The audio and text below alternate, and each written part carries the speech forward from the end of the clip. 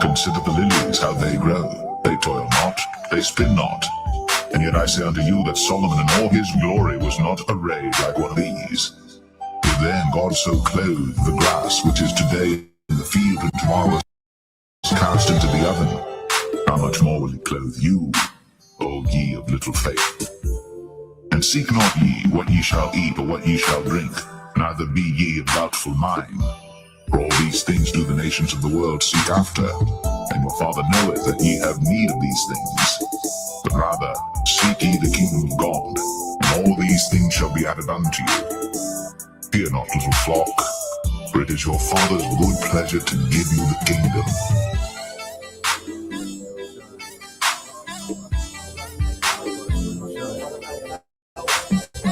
Fear not, little flock, for it is your Father's good pleasure to give you the kingdom.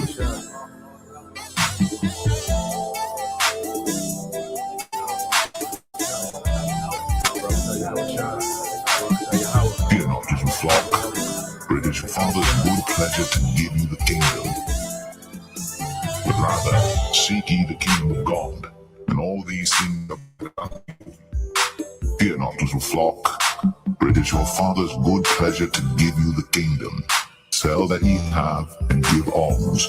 Provide yourselves bags which wax not old, a treasure in the heavens that faileth not, where no thief approacheth, neither moth corrupteth.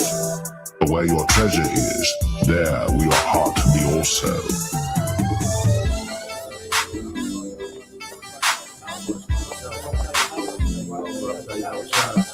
Fear not, little flock, for it is your Father's good pleasure to give you the kingdom.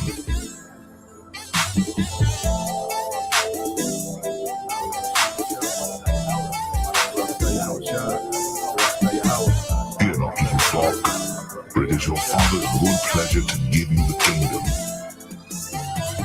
The heaven, even the heavens, are the Lord's, Yahweh Bashem El Shai's, but the earth has it given to the children of men. Right, and what is it for? To dwell in. Now, Yahushua said that there's a place up there in the heavens in the Father's house that he has prepared for us. And then the scriptures speak about the Lord spread out the heavens to be inhabited. So it's going to be something, man. It's going to be something. And even in that, we still can't fathom what it's going to be like.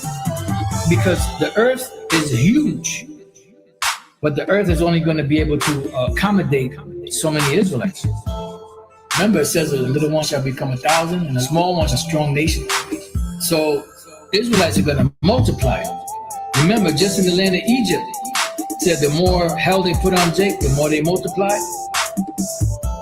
Isaiah 54:1, sing, O barren, thou that didst not bear, break forth into singing and cry aloud, thou that didst not travail with child.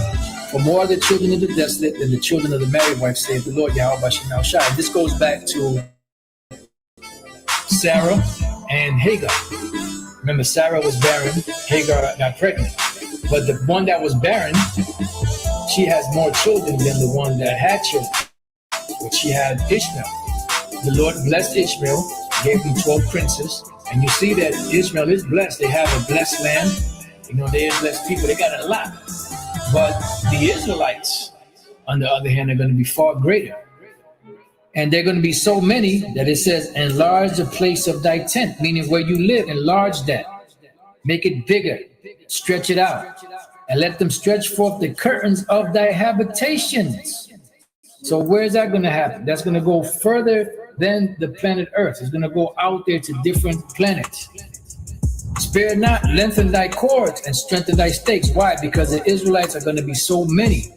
For thou shalt break forth on the right hand and on the left, and thy seed shall inherit the Gentiles, the actual nations, because they will be our slaves. My slaves, my Edomites, welcome to hell, welcome to the kingdom. And that's the true meaning of being blessed, to have slaves. Slaves bowing down to you, coming to you at your beck and call, and make the desolate cities to be inhabited. Fear not, for thou shalt not be ashamed, neither be thou confounded. For thou shalt not be put to shame, for thou shalt forget the shame of thy youth, meaning everything that we've suffered is going to be forgotten. The Lord said he's going to wipe away all tears from our eyes. It says, and shall not remember the reproach of thy widowhood anymore. For thy maker is thine husband, the Lord Yahweh Bashem Yahushai of hosts is his name, and thy Redeemer, the Holy One of Israel, the power of the whole earth shall he be called. The Lord promised better things for us, okay? Because the Lord Yahweh Bashem Yahushai has a favorite people. And he's going to give this favorite people a heavenly kingdom. A kingdom that's blueprinted and formatted and patterned after his mind. How he want a kingdom to be. But rather, seek ye the kingdom of God, and all these things shall be added unto you. Fear not, little flock, for it is your Father's good pleasure to give you the kingdom. Sell that ye have, and give alms.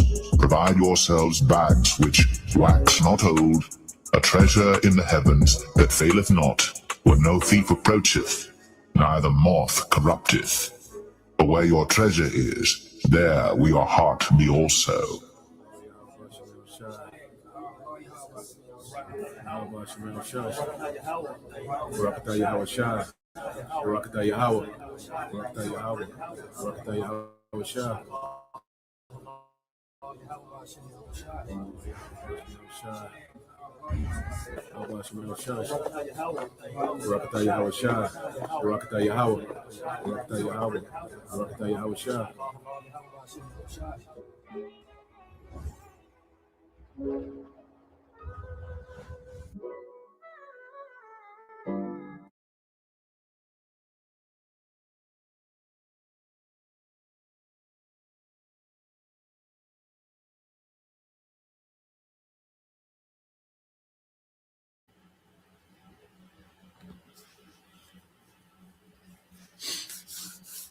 All right. Shalom.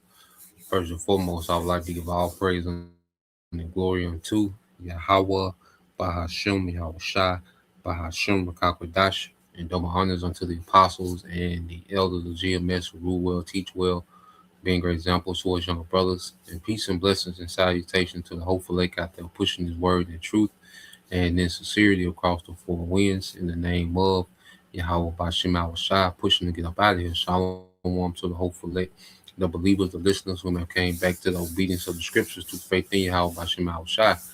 All right, so this morning we're going to get into morning news and prophecy. Okay, the dragons of Arabia are falling into place, you know, and this all goes to show, you know, that the will of the Heavenly Father will play out in the earth. You know, no one can resist what's written in prophecy. Okay, when we go into prophecy, these are decrees from Yahweh Bashem Yahushai of things that will happen. You know, and the Lord showcases his power, okay, and that he's omnipotent, all powerful by speaking things into existence way before they happen. Okay, and then the spirit of the Heavenly Father will go into details of certain events and how they will happen and how they will play out. And this is what we're watching real time. So as we see these things happen in real time in the earth, these should be faith boosters for us, man.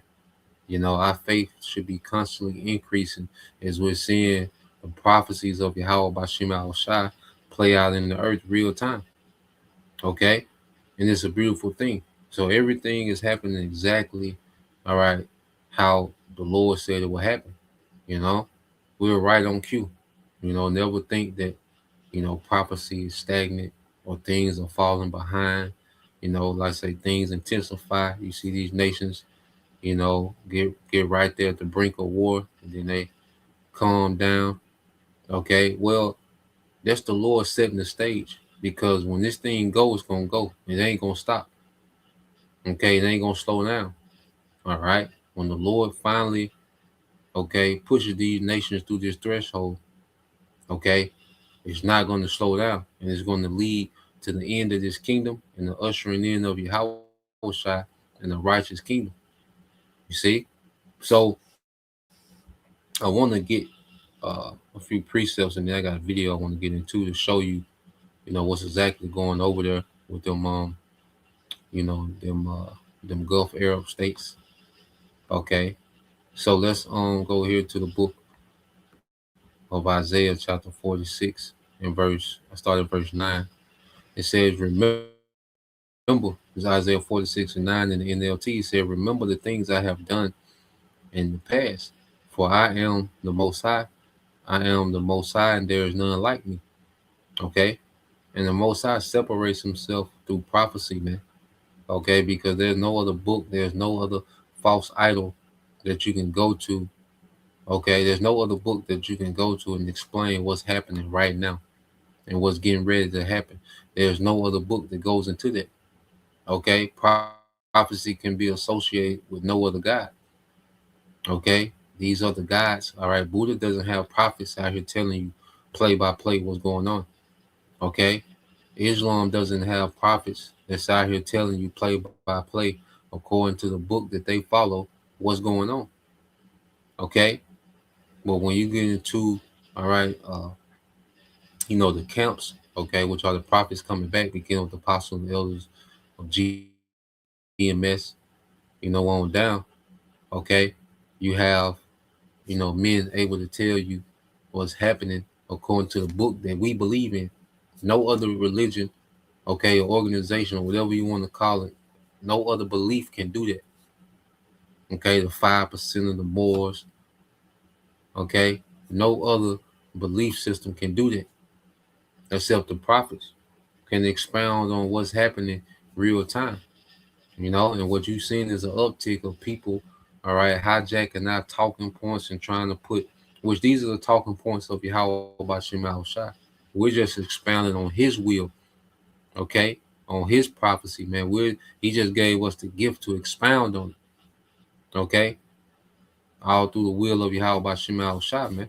So, verse 10, it says, only I can tell you the future before it even happens. Everything I plan will come to pass. Okay, so everything that the Lord has planned is coming to pass, man. And we have to understand, if World War III, Jacob's trouble, the MOTB, if these things are true, well, guess what? Immortality is true. Okay, us being kings and priests and joint heirs with Yahweh Shai is true. Okay, us getting those new bodies are true. Being able to enjoy family, having abundance.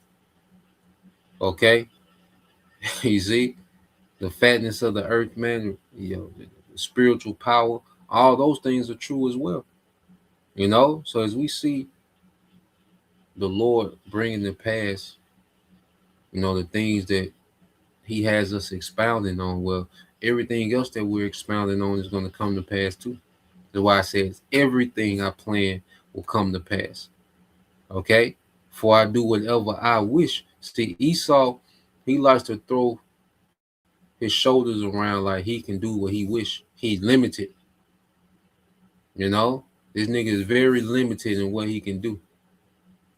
You see, but he likes for optics. He deals with the optics, the appearance. Okay, because he can bully certain nations. He can do this and do that. He can put sanctions on everybody, and he makes it seem like he can just do whatever he wish, but he's limited, and he's operating within the will, okay, and the prophecy of Yahweh Bashim Al Shai.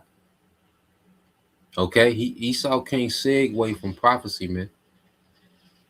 You see, the Lord is making it to where he has no other option but to fulfill prophecy.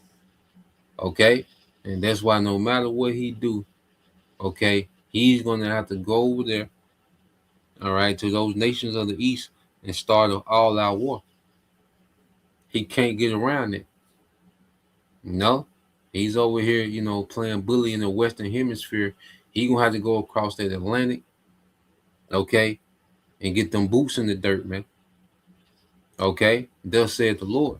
Now, I want to go here just to show, because even in Deuteronomy, it spoke of the times that we in now. It spoke of nuclear war, even when you go back to the book of Deuteronomy. Okay, so let's go here. Um, let's go Deuteronomy chapter 32. Let's jump down. And this was the Lord, after he cussed us out. You read Deuteronomy 32, all right, Most High, was mainly a curse out the first, 30 chapters because we got proud, okay, but the Lord always, set it up, to show mercy to us, okay, in the end. There's a remnant, he promised he would show mercy to in the end. So this is Deuteronomy 32 and 35. It says, I will take vengeance, I will pay them back. In due time, their feet will slip. Okay? And this is speaking of the devils. He's speaking to you Edomites now, because after he cursed us out, okay, he promised, he was going to eventually have mercy on us, man. He was going to awaken a remnant to come back to obedience, okay, in the midst of this captivity. But when he's talking about revenge, he's talking about you Edomites, man. And say in due time their feet will slip, which is their foundation. And this is what we're seeing Esau doing. His foot is slipping. He's all over the place. Okay, he's trying to walk straight like he got it, but he's slipping all over the goddamn place, man. And the moves that he's trying to make to forward his new world order is just bringing him closer to this war. Okay, now we know to reject what? The MOTB, okay, which is the RFID microchip, man. You see, we know to reject it. And as the devil is trying to, throw this digital infrastructure up, all right, this war on his ass. Okay, and it's a war. This devil ain't eager to go fight like that. You see, what the Lord is pushing these devils into that. And this is where the Lord is going to get his ultimate revenge by sending Yahushua in the midst of this war. This is why we always tap into this, man. Okay, we just keeping up with the build up to this war. Deuteronomy 32 and 35, it says, I will take revenge, I will pay them back. In due time, their feet will slip, their day of disaster will arrive, and their destiny will overtake them. Okay, you devils like to talk about manifest destiny. Well, your next manifest destiny was a part of your manifest destiny. Okay, is you gonna have to take your ass across the Atlantic. Okay, yeah, the ICE agents, they're part of the prophecy dealing with Jacob's trouble. Okay, dealing with the civil unrest. Okay, because it's gonna get way worse. It's gonna continue to just spiral out of control. America is gonna be a complete war zone because they turned the earth into a war zone. See, America being a war zone is judgment from Yahweh Bashim Al-Shai, because America has turned the earth into a war zone. All these different war zones and civil unrest and civil wars, and is all linked to America interference in these foreign governments, man. So everywhere you see war and conflict, okay, America is the source of it. So the Lord getting ready to turn America into a war zone, man. Okay, constant gunfights, and that's gonna become the norm in America, man. Okay, so going back here, these devils, all right, destiny or prophecy is getting ready to overtake them. You see, and the devil feet getting kind of cold, but the Most High, all right, gonna put them jumper cables on his ass, man. Okay, and he gonna have to do what he got to do, man. See, Nero got to do what he got to do. You see, he died young, back in ancient Rome. Okay, but now the Lord allowed this nigga to get old. He got to do what he got to do. Okay, which is drive Rome to the ground. Okay, because guess what? He lit Rome on fire. He set fire to Rome last time. Well, he's finna set fire to Rome again. They're gonna cause civil unrest, but then it's gonna be literally on fire with these nukes, man, based off American foreign policy and their posture, man, their pride. Okay, with Trump being the logo of this pride. Okay, he's gonna set Rome on fire again. Okay, except on a much more massive scale. Okay, it says, indeed, the Lord will give justice to his people, and he will change his mind about his servants. So the Lord is now getting ready to have mercy on his servants, which the servants consist of the elect of Israel today. Okay, that hopeful elect. It says, when he sees their strength is gone and no one is left, slave or free. Okay, because we all been put, into this captivity as a punishment, man. Okay, and we have no strength to stand up against Esau at all. Because as this captivity has went on, Esau has become stronger and stronger. Okay, and we have become what? Weaker and weaker. Jake is weaker than they ever been. Jake, there's no type of resistance they can raise up against this man. Okay, you see, them 4 Black Panthers in Philadelphia, there ain't no resistance, man. Okay, there's no, there's no, you can't even begin. As a people, we can't even begin to resist the devil. Even those Central and South American nations, the northern tribes that have standing militaries, they can do nothing with this man. That's why he was able to just go in there and march in and get Madero. Okay, they can do nothing with this man. Okay, so there's no strength to resist this man in the flesh amongst the tribes. But our strength is Yahweh B'Shem Yahushua. That's why scripture say, what? Put on thy strength, O Israel. Okay, when we come back to obedience through faith, that's us putting on our strength. You see, now it's different. This changed everything now when we put on our strength. Okay, but the Lord said, when we got to the point, when we was helpless against this man, he will begin to intervene. So what we're seeing, the Lord has awakened us up, giving us the truth, this understanding, the Holy Spirit, the Comforter. Okay, so he's doing that, dealing with us hands-on, a remnant. Okay, but then geopolitically, he's making moves, okay, to end this empire, man. He's causing things to fall into place to end this man's empire. Okay, so verse 38, it says, verse 37 says, then he will ask, where are their gods, the rocks they fled for refuge? So the Most High, he's like, look, where are these gods, that we made, speaking to us as Israelites, because our punishment came from what? Serving other gods and engulfing in those lifestyles that made us displeasing to our power. So he's like, where are all these gods that y'all was giving this energy to? Verse 38, where now are those gods who ate the fat of their sacrifices, who we sacrificed to, and drank the wine of their offerings? Let those gods arise and help you. Let them provide you with shelter. Okay? So the Most High, like, look, where are these guys? Okay? And you look at the results of us serving other gods, and it always put us in captivity at the tail. Not just in captivity, but the tail of captivity, serving other gods. Okay? So the Lord was making a point. You see? Like those, you see that those other guys, they do nothing for you. This is what the Most High was trying to tell us. Like, those other guys do nothing for you. Now you need some help. Now you need some protection. Where are these guys? Okay. Verse 39 said, look now, I myself am he. So he's telling us to look to him. It said, there is no other God but me. I am the one who kills and gives life. I am the one that wounds and heals. No one can be rescued from my powerful hand. Okay, showing you that he is, and this is the statement he's going to make on the global stage, that he is. Everything happens according to his will. Okay, mercy and wrath all come from him. He's the source of it.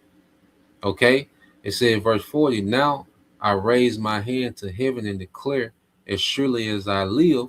Okay, so this is Mosiah making an oath. When I sharpen my flashing sword, and these are the nukes. So this is in Deuteronomy, and the Lord is talking about nuclear, destruction, man.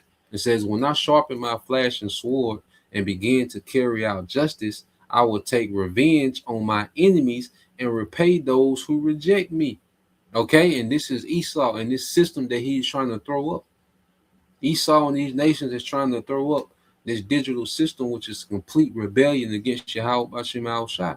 This is Esau rejecting the Most High, completely rejecting the Most High by trying to put up a synthetic system where he sits in the seat of the Most High. Okay, and these nations are with it, and that's why the Lord has these nations. That's why the Lord had these nations to create these nukes. Okay, so they can destroy each other, man. Okay, and ultimately they can make America a desert. That's the main objective of these nukes. Okay, is to make America a desert, man. You see, it said, I will make my heaven drunk with, I said, I will make my arrows. So like I will make my arrows, which are the nukes, drunk with blood, which means they're going to destroy a lot of people. Okay, a lot of people are going to be destroyed in this nuclear exchange, man. And the whole population of America outside the elect, okay, that's going to be beamed up in those chariots out of here. Okay, it says, and my sword will devour flesh, the blood of the slaughter and the captives, and the heads of the enemy leaders. Okay, the heads of the enemy leaders. You see that? So the Lord is finna destroy all the governments in the earth with this war, beginning with this beast system, the government of Esau Edom. And this is the build-up, all right, that we're watching, man. Okay, so I want to go to this now. You know, I just want to set the tone with that. So let's go to this video here.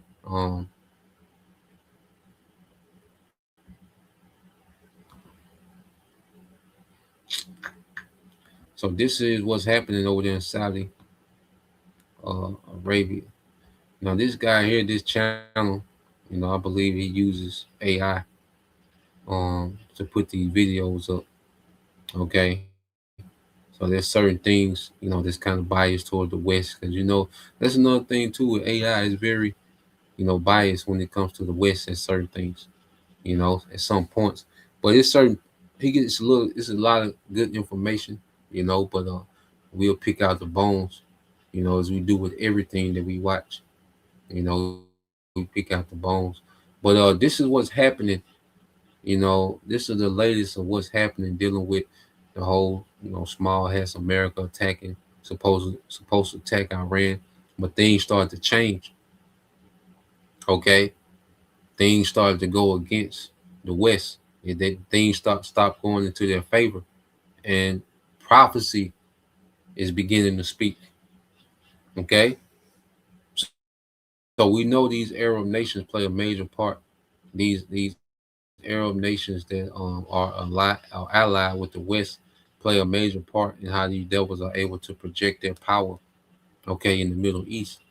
Okay, because one thing America strategically did was make alliances, okay, to where they can stage, you know, airstrips and military bases, okay, all throughout certain regions of the earth, where they can carry out, you know, strike operations everywhere in the earth, you know, based on the different allied nations that allow them to use their airspace, their airstrips, build military bases. Okay, this is one of the main strengths of the American military, is they have military infrastructure all over the earth. Okay, to where they're able to move troops around, okay, and wage war almost everywhere in the earth. But now it's getting harder for them to do that because they're losing those allied nations now. They like, look, this is the end of the road, man. We can't go no further with you, because now these nations are shooting back. It was one thing when you were just shooting on offense, okay, and you just come back, park the jet, you know, hop out and kick it. But now when you go on these airstrikes, these niggas are shooting back, and they shooting from wherever the planes come from. Okay, and they're shooting at every airspace that these planes are coming from. So these other nations like, look, man, we can't. You know, one day they tell Craig, look, we stay here, you don't. You know, so let's play this. The unthinkable is happening right now, and if you're not paying attention, you're about to miss one of the most significant geopolitical shifts of the 21st century. Saudi Arabia, the United States' closest ally in the Middle East for over 7 decades, has just told Washington no. Maybe not we'll think about it, but no. They've closed their airspace to American military aircraft planning strikes on Iran. The United Arab Emirates has done the same. Kuwait has done the same. Bahrain, Qatar, Oman, every single Gulf Arab state has essentially told the United States that if you want. And all these are the dragons of Arabia that we read about in 2nd Esdras 15th chapter. He just named them all. There's a few other states, but these are the major players. Okay? To bomb Iran, you're on your own. Let that sink in for a moment. These are countries that host tens of thousands of US troops. These are countries that have backed American military operations for decades. These are countries that share Washington's fear and hatred of Iranian regional ambitions. And yet, when push came to shove, when Trump administration officials reportedly asked for cooperation in potential strikes against Iran over the ongoing massacres of protesters, the answer from Riyadh to Doha was a resounding no. This isn't just a diplomatic disagreement. This is a fundamental fracturing of the Middle East security architecture that has existed since the end of World War II. And the financial implications, the investment implications, the implications for oil markets and defense strategy, and the entire balance of power in the world's most volatile region are absolutely massive. Let me start by telling you exactly what's happening because the mainstream media is burying the lead on this story. According to multiple reports from regional sources, Al Jazeera, and Middle Eastern diplomatic channels, the United States approached its Gulf allies in mid-January 2026, requesting permission to use their airspace and potentially their military bases for strikes against Iran. This wasn't a hypothetical discussion. This was operational planning. The context, as you know if you've been following the Iran situation, is that protests in Iran have turned into the bloodiest crackdown in the Islamic Republic's history. 12,000 civilians potentially killed in just 2 nights, according. Now, there's propaganda. As we went over that, it was nowhere near that many. Okay? And we understand that those protests were fueled by, Western assets. Okay? Agent provocateurs, sleeper cells. Okay? They were the one doing, the violence, the killing, and the destruction of infrastructure. Okay? So, they're 12,000, that's propaganda number, To some estimates, Trump has been threatening military intervention, saying the U.S. is locked and loaded and help is on the way to Iranian protesters. American forces began evacuating Al Udeid Air Base in Qatar, the largest U.S. military installation in the Middle East. Everything pointed toward imminent U.S. military action. Strikes on Revolutionary Guard facilities, maybe renewed attacks on nuclear sites, possibly targeted assassinations of IRGC commanders responsible for the massacres. The Pentagon was drawing up target lists. The president was being briefed on options. And then the Gulf Arabs said no. Saudi Arabia's position, according to diplomatic sources, is that they will not allow their airspace to be used for any strikes against Iran. The UAE followed suit. Qatar, despite hosting the massive Al Udeid base, reportedly told the Americans that Qatari airspace is not available for offensive operations against Iran. Kuwait, which has historically been one of the most pro-American Gulf states, gave the same answer. Bahrain, home to the U.S. Fifth Fleet, declined. Oman, which has always tried to maintain neutrality between the U.S. and Iran, was never going to agree anyway. What this means practically is that if the United States wants to strike Iran, American aircraft would have to fly much longer routes, possibly from carriers in the Arabian Sea or Indian Ocean, possibly from Diego Garcia in the middle of the Indian Ocean, possibly even from as far away as Europe or the continental United States with aerial refueling. The entire operational calculus changes.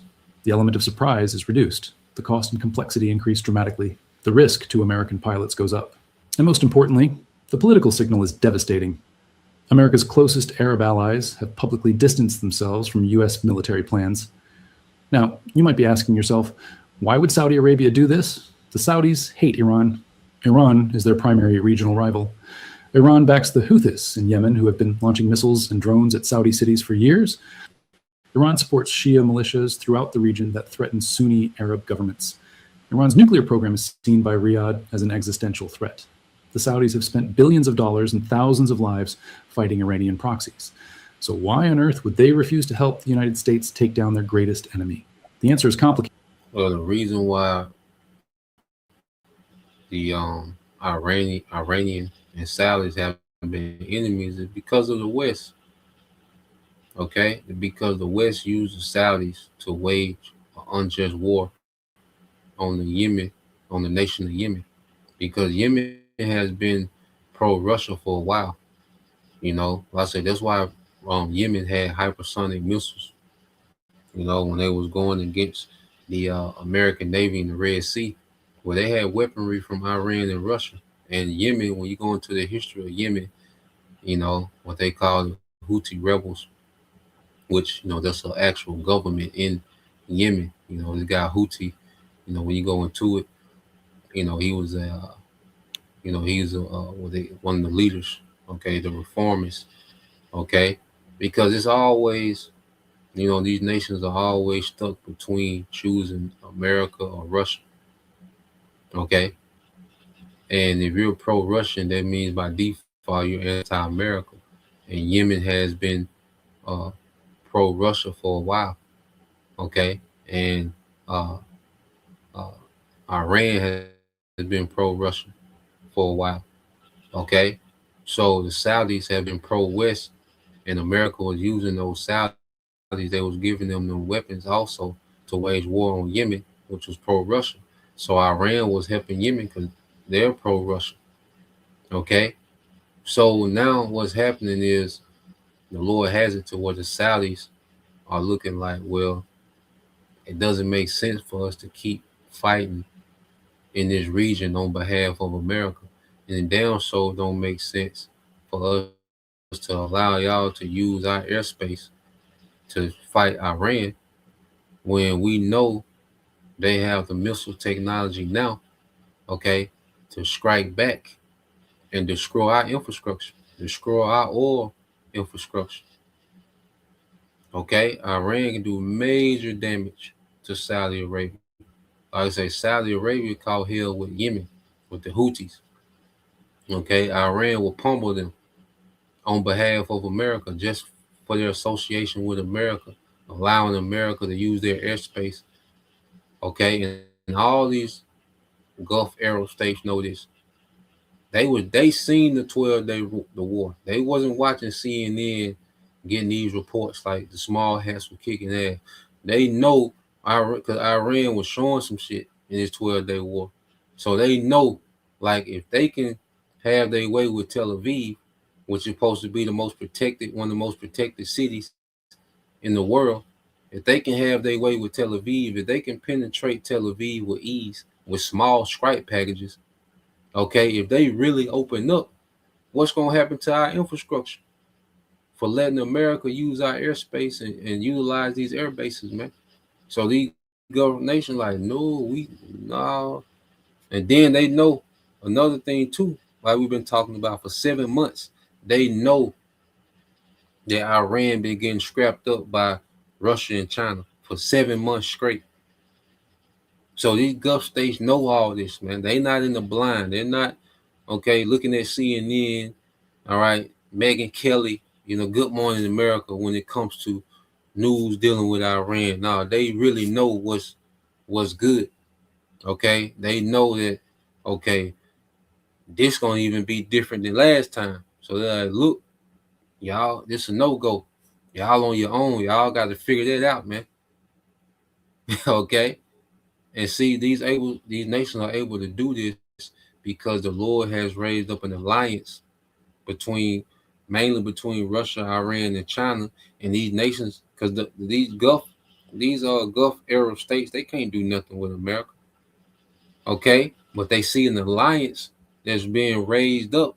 Their chief prince, Magog, okay, according to prophecy, they see an alliance where, look, we got another option, man. So look, y'all can't do that no more because they getting ready to flip to the other side. According to scripture, they gonna flip. So what we're seeing, these Gulf Arab states, they getting ready to flip, man. Okay, because of course they not gonna challenge America military. They can't. Okay, but they can join the alliance. They can challenge America military. Okay, which is Russia, China, and Iran, and they're already doing business with Russia, China, and Iran. Okay, as it's going to get into. So let's play this some more. And it tells you everything you need to know about how the global order is shifting right now. Let me break down the 5 main reasons Saudi Arabia and the other Gulf states are blocking this operation, because each reason has massive implications for investors and for understanding where the world is heading. Reason number one is fear of Iranian retaliation. This is the most obvious factor, but it's worth understanding in detail. In June 2025, when the US and Israel launched their 12-day war against Iran, bombing nuclear facilities and killing over 1,000 people, Iran retaliated with ballistic missiles. They hit targets in Israel, killing 28 people, but they also struck Al Udeid Air Base in Qatar. A missile hit a radome at the base. Fortunately, no one was killed, but the message was clear. If you let the Americans use your territory to attack us, you become a legitimate target. Now imagine. What we have to understand when Iran don't be trying to cause a lot of casualties. They're sending a message. Okay, they send messages with these strikes. Okay, letting putting these other nations on notice. That's why they struck in Qatar.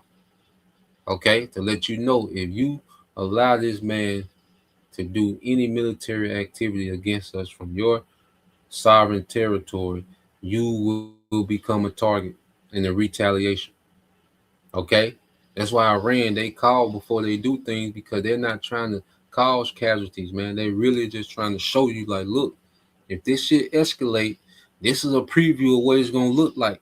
Except way worse. Okay, see, people take when people act with, when nations act with restraint and nobility, the Western media flip it as weakness. Okay, when a nation shows restraint and they show integrity, okay, the West will flip it as weakness, because the West operates on nigger culture. Okay, to where you're supposed to crash out over everything, but that's not what is happening. Iran is being very strategic. Okay, so when they do these strikes, they're sending messages, okay, to this whole region. They're talking, they're sending, it's like sending a text message through missiles to a whole region. Like, okay, look, we can penetrate any defense system they got. Even when you go back to September, when they killed that when they did their airstrike at the Iranian embassy in Syria, and they killed some Iranian officials. So what Iran did, they retaliated, but they called America to let them know that they was going to strike, all right, Israel, the state of Israel. So they gave them 24 hours notice that they was going to strike. Okay. But then you'll look at that, oh man, they really ain't trying to do nothing, man. They just weak. This, man. So what they was doing, they allowed America, France, and Britain to bring in all these missile defense systems, okay, in that area. Okay. So they brought all those missile defense systems from these EU nations, America, plus the Iron Dome. So they let them stack all this shit up. And then what did Iran do? They sent them slow-moving drones, which they knew they was going to get shot down. Okay? But they did that to saturate these air defense systems. And they was getting reconnaissance too. They was getting information on how all these missile defense systems work. That's why they allowed all these defense systems to come together, so they can see how, okay, the French missile defense system, the Britain missile defense system, America, the Iron Dome. So they getting all this free information. They don't care about them drones getting struck down. They want them to get struck down. Okay, but they saturated with them slow moving drones. But the missile that they wanted to get in and the targets they wanted to hit, they hit with precision. And they showed the West that none of that shit y'all got can stop us, man. Do y'all really want to escalate this shit? That's the message they were sending. They wasn't trying to cause major casualties, man. Okay? That was a message. And see, the people, military minds know this, because there was a lot of talk in the West about, well, shit, if they can't stop Iran, then what can we do with Russia and China? Like all this shit we got, America promises, because America is big on promising security. But now they made America's defense, okay, these defense promises and security promise of America that made it look unreliable. And it started, more nations started shifting towards Russia, China, and Iran. Okay? This is this chess, not checkers. You see? And these Arab nations know all this, man. So they know if this shit escalate, they done. If they are considered American ally, they done. And see what Iran is doing is making them pick a side. Iran is making these Arab states pick a side. Okay, and the moves that Russia, China, and Iran are making are directly affecting the outcome on the battlefield. The things that America is doing is nothing but optics for the news. It has nothing to do with the battlefield outcome. Okay, so prophecy is happening just like the Lord said it would happen to get the outcome that the Lord wants. America being the desert and the land of Israel, okay, completely cleared out. Okay, in preparation for the true Israelites to come back, man. Okay, so let's play this some more. In a scenario where the U.S. launches major strikes from Saudi airspace, Iran has made it explicitly clear that any country that facilitates American attacks will be hit. Iran has missiles that can reach Riyadh, Dubai, Abu Dhabi, Doha, Kuwait City, Manama. They have drones that can strike oil facilities, as we saw in the September 2019 attacks on Saudi Aramco facilities in Abqaiq and Khurais, that temporarily took offline half of Saudi Arabia's oil production. The Gulf Arab states have spent hundreds of billions of dollars building modern cities, world-class infrastructure, financial centers, tourist destinations. Dubai wants to be a global business hub. Saudi Arabia has its Vision 2030 plan to diversify away from oil. The last thing any of these countries want is Iranian missiles raining down on their economic centers and oil facilities. The risk-reward calculation doesn't make sense for them. What do they gain from helping America bomb Iran? Maybe some short-term gratitude from Washington. What do they risk? Massive economic damage, potential civilian casualties, destruction of critical infrastructure, and regional war on their doorstep. Reason number 2, and this is crucial, is the changing nature of the U.S. security guarantee. For 75 years, the deal was simple. Saudi Arabia and the Gulf states provide oil, provide bases, provide political support to the United States. In exchange, America guarantees their security, provides advanced weapons, and backs them against regional threats. But that deal has been eroding for years. Barack Obama signed the Iran nuclear deal in 2015 over Saudi objections. Obama publicly said Saudi Arabia and Iran need to learn to share the neighborhood. He was reluctant to support the Saudis in Yemen. Trump was more pro-Saudi, but even Trump questioned why the U.S. was defending countries that weren't paying their fair share. He demanded the Saudis pay for U.S. troops stationed in the kingdom. Biden came in and immediately declassified intelligence about Saudi Crown Prince Mohammed bin Salman's role in the Jamal Khashoggi murder. He called Saudi Arabia a pariah state during the campaign. He's been pushing them on human rights, on oil production, on Yemen. The Saudis are looking at American politics and asking themselves, can we really count on the United States long term? If Trump orders strikes on Iran today and Iran retaliates against Saudi Arabia, will the U.S. really defend the kingdom? Or will the next American president decide Saudi Arabia isn't worth the trouble? This uncertainty about American commitment is driving the Saudis to hedge their bets. Reason number 3 is the China factor, and this is where it gets really interesting from a geopolitical and financial perspective. China has become Saudi Arabia's largest trading partner. China buys more Saudi oil than anyone else. Chinese investment in Saudi Arabia has skyrocketed. The Saudis are part of China's Belt and Road Initiative. In March 2023, China brokered a diplomatic deal between Saudi Arabia and Iran to restore relations after years of hostility. That was a huge symbolic moment. China, not the United States, mediating between the two major powers in the Middle East. The Saudis are now thinking in terms of a multipolar world where they need good relations with both Washington and Beijing. If Saudi Arabia helps the US bomb Iran, that damages Saudi-China relations. It damages Saudi-Iran relations, which have been improving. It forces the Saudis to pick a side in the emerging US-China great power competition. And increasingly, Riyadh's answer is, we don't want to pick a side. We want to play both sides and maximize our leverage and options. Well, they're going to have to pick a side. Okay? According to prophecy, they're going to have to pick a side. You see? Because what's happening, the Lord is showing that it's not in their interest to deal with America, man. You know, because the Lord is setting it up to where, you know, Russia, China, and Iran is looking way more favorable than the West. And see, this is why Russia, Iran, and China have been chilling because America just been showing their ass. Okay? America and the small hats, they just been doing genocide, regime change, nigga want Greenland. So these other nations, like these niggas is unstable.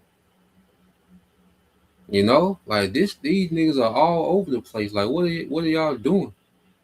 You know, because these other nations, like I said, Saudi Arabia got a vision for 2030. They spend billions in infrastructure. Like, nigga, we putting all this money in this infrastructure. And y'all niggas want to go to war every week. Nigga, we building up. That's why everybody gonna look at America like, look, man, we trying to chill. We trying to, build. These niggas want to go to war every week. We gotta get the whore out of here, man. You know, that's gonna be the conclusion that these nations come to, man. All right, because these nations, see, they not operating with the information we're operating with. They're thinking long term and really trying to build, and they want to go into this new world order, okay, without their infrastructure destroyed. Okay, because they set you back. When your infrastructure is destroyed, they set you back. Okay, so these nations are trying to go into this new world order unscathed, but the Lord is pushing for war.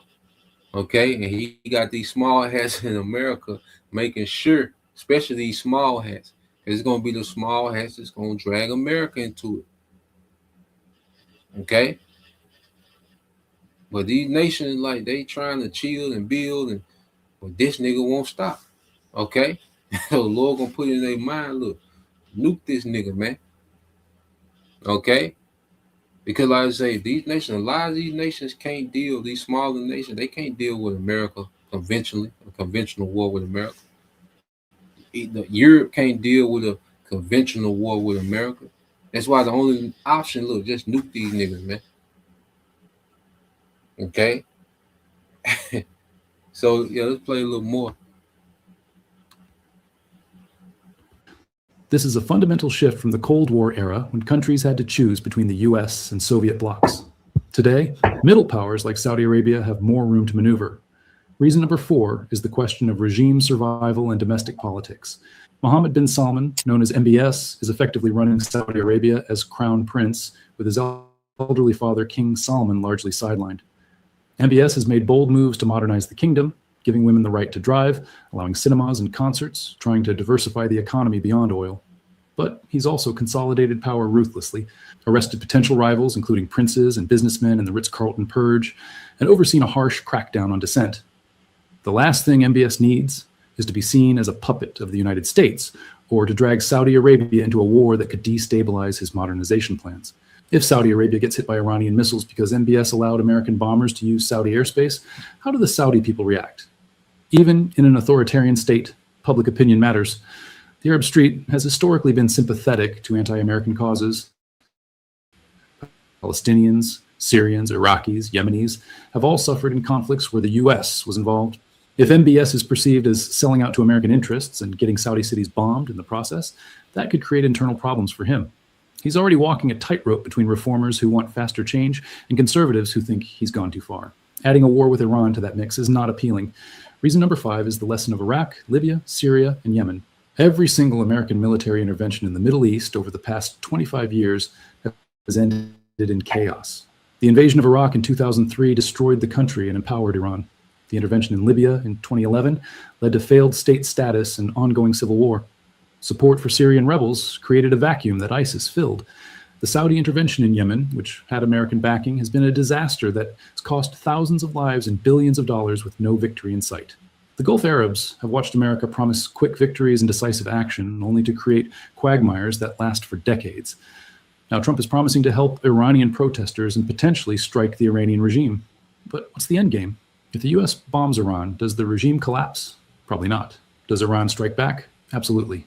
Do the protests succeed in overthrowing the government? Maybe. But revolutionary transitions are messy and often lead to more extremism, not less. Look at Egypt, where the Arab Spring led to the Muslim Brotherhood and then back to military dictatorship. The Gulf states are looking at the potential US intervention in Iran and thinking this could make things worse, not better. A wounded Iranian regime desperate to survive might lash out more aggressively at its neighbors. A collapsed Iranian regime might lead to civil war and fragmentation that destabilizes the entire region. Neither scenario is good for Saudi Arabia. So, what does this Gulf Arab refusal mean for markets and investors? Let me walk through the implications sector by sector and asset class by asset class, because this is a genuine paradigm shift. First, and most obviously, oil markets.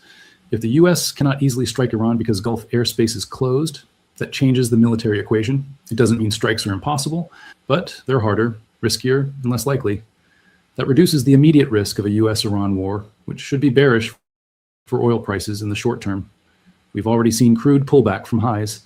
As it became clear, Trump might be backing away from imminent action. However, the bigger picture is more complicated. The Gulf states refusing to back US military action signals a breakdown in the traditional security architecture. That actually increases long-term Middle East instability because it means there's less coordination, less predictability, more room for miscalculation.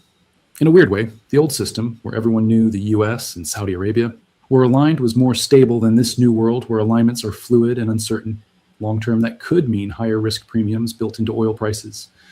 Second, Yeah, so he's going to the economic aspect, but the main thing, was to show you, all right, that these Gulf Arab states, all right, they're bagging back, man.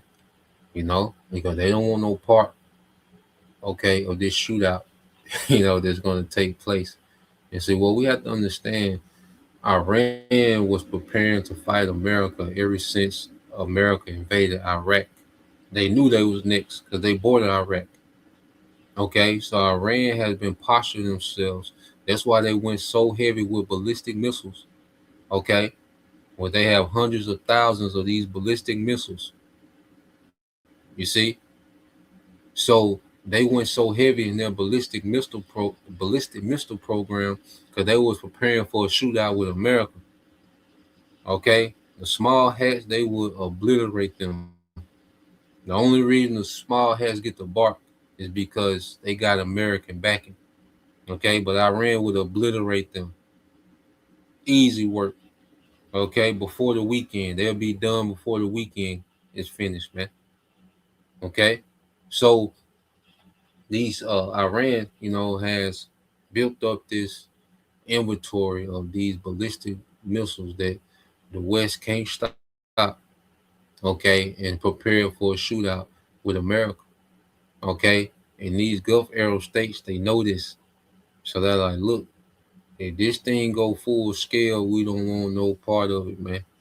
And it's making them lean towards the alliance, okay, of their chief prince, okay, which is Russia, Magog, okay. So let's if a brother can get that in brother probably repost it. But yeah, let's get that in Second Ezra 15, I think verses 28 through 30. All right, but let's get this. Say, brother got a few precepts. This is Jeremiah 15:45. It said, therefore, hear ye the counsel of the Lord, that he have taken against Babylon, and his purposes, that he have purpose against the land of the Chaldeans. See, we're seeing the counsel that the Lord has taken against Babylon. We're seeing it play out. Okay, we're seeing things not working in Babylon's favor. Okay, because this war with Iran just got a lot harder. It was already going to be a dogfight anyway, but now it just got that much harder. But guess what? They still got to do it. Okay, and these small hats, as the scriptures say, because America's, joined to the hip with these small hats. It says, it said that he had purpose against the land of the Chaldeans. Surely the least of the flocks shall draw them out. Surely he shall make their habitation desolate, okay, with them. Okay, and that's from the brother Heartland Hebrew 144K. Okay, so the least of the flock, these small heads, they ain't gonna do something impulsive. They're gonna do something, man. Okay, that's gonna trigger a response from Iran. Okay, well, America gonna have to fully engage with Iran. Okay, and then Russia gonna fully engage with America. Okay, and then you throw China in the mix, and it's a world war. So when these things are going to happen, we don't know. Could be months, could be next year, could be, but they can throw up, they can make the announcement of the MOTB. Things can happen quick, so we can't put the timeline of the Lord, okay, based on, practical, okay, speculation, because the Lord can make moves happen, boom, boom, boom. And then we here, Moses can fold this thing, he can wrap this thing up, okay? But all of the pieces are being put in place, man, okay? The brother got it. It's the brother, Hannah, 2nd Ezra 15:28 said, "Behold, an horrible vision, and the appearance thereof from the east." Okay, so this is a horrible vision to the west. These dragons of Arabia, okay, becoming allied with the other side, okay, and becoming hostile with them. Okay, 2nd Ezra 15:29 says, "Where the nations of the dragon of Arabia shall come out with many chariots, and the multitude of them shall be carried as the wind upon the earth, all right, that all they which hear them may fear and tremble." Okay, because the Saudis have started buying weapons from, France, Russia, China. Okay, so the Saudis, they had diversified their arms deals, because they're usually just strictly with America, but now they're starting to deal with these other nations in arm deals, man. Okay, right now they're playing both sides, but we see they're being tilted, they're being pushed into an alliance with the East, with the kings of the East, man. Okay. 2nd Ezra 15:30 says, also the Carmanians, it says, also the Carmanians raging in wrath, which is Iran, shall go forth as the wild boars of the wood, and with great power shall they come and join battle with them, which means they're going to be allied. They're going to join battle with the dragons of Arabia, and shall waste a portion of the land of the Assyrians, man. And like we say, those military bases that's in their region, that's an extension of, America, man. Was the Americans likened it to the Syrians. So all those military assets over there in their region, okay, they're just sitting ducks, man, when this thing fully, all right, kicks into full war. Okay. And then you best believe Iran got something that can reach over here too, man.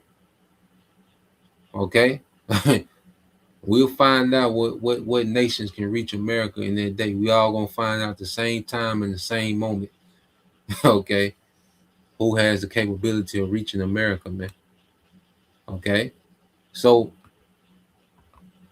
yeah, that was the point. Just wanted to get into that. I wanted to show that, I thought that was informative, just to show what's unfolding, behind this whole, speculation of attack, from the small hats in America on Iran.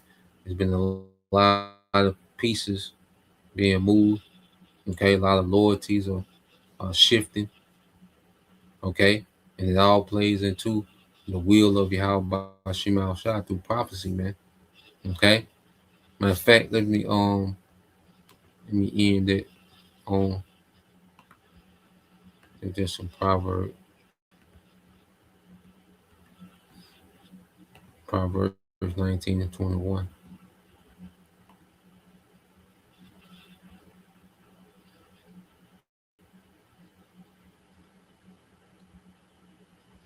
Okay, you read it in the NLT. It says you can make many plans. Proverbs 19:21 in NLT.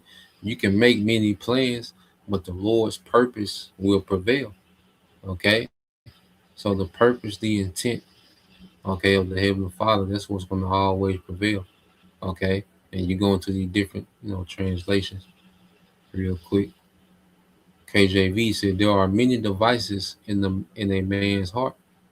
Okay, so these devils got many schemes and plots and gimmicks and this and that, that they want to pull off. Even like these Saudi Arabia talking about vision for 2030 and this infrastructure, and they want to diversify from oil and get into other things. Nigga, you finna go in captivity. Okay, you dragons of Arabia, you gonna play your part in this war, but you still finna go into captivity. So on both sides, they all got these plans, these long-term agendas of how they want to be, okay, and where they want to go, okay, where they see their nation in, 10 years. Well, you nation going into captivity, man. Okay, you finna fight this war. Yahweh Shai is going to intervene in this war, okay, and the counsel of the Lord for righteousness is going to stand, for his son to be the King of kings and Lord of lords in the earth, man, okay?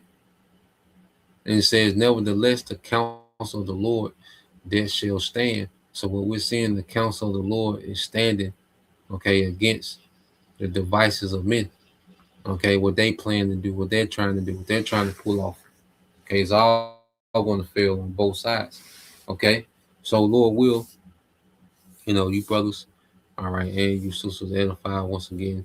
I'm going to give all praise and glory unto Yahweh, Bahashem, Yahweh Shai, Bahashem Kakadash, and double honors unto the apostles and the elders of GMS who rule well, teach well, being great examples towards younger brothers, and peace and blessings and salutations to the hopeful Shalom.